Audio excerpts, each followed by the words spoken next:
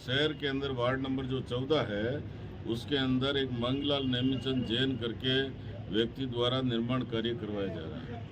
ये निर्माण कार्य केसरी मलजी जटिया द्वारा जमीन जो बेची थी उनके बेटे के द्वारा जमीन अभी बेची गई उस पर करवाया जा रहा है। केसरी मलजी के पास में 135 फुट जमीन थी जिसमें 100 फुट बेच चुके थे और 15 फुट फिर बेच दी। उसके बाद में केसरी मलजी के परिवार के पास में 20 फुट की जमीन थी। अब हमारे उस मांगलाल जैन ने उनसे फर्जीवाड़ा करा करके उस पुराने पट्टे के अंदर उन्होंने उससे 70 से अधिक फुट जमीन बेचान फर्जी करवा लिया। अब वो 70 फुट से अधिक जमीन पर निर्माण करने के लिए उसने क्या किया है कि उस नगर पालिका की जो नालियां थी पानी की निकलने की, उस नालियों को भी तोड़ दिया। और नालियों को तोड़ दिया तो पानी पूरे मोहल्ले में गंदा पानी, पूरा सीवरेज का वो है, नहीं तो वो सीवरेज का ही पानी उसमें था।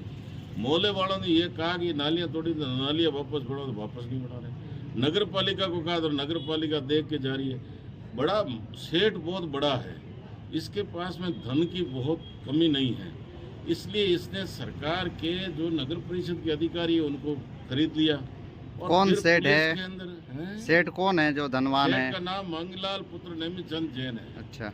और वो मंगलाल नेमीचंद जैन ने क्या किया है कि पुलिस के अंदर भी एक झूठा मुकदमा दर्ज करा दिया। अच्छा। अब पुलिस वालों को कह करके इन लोगों के जिन जो पीड़ित है उनके खिलाफ भी मुकदमा दर्ज करवा के चालान करवा रहा है, तो पुलिस से डरवा रहा है। अब कुछ लठेतों को लेके आया है कि हम इस पर निर्माण कार्य करेंगे और ज़बरदस्ती करेंगे।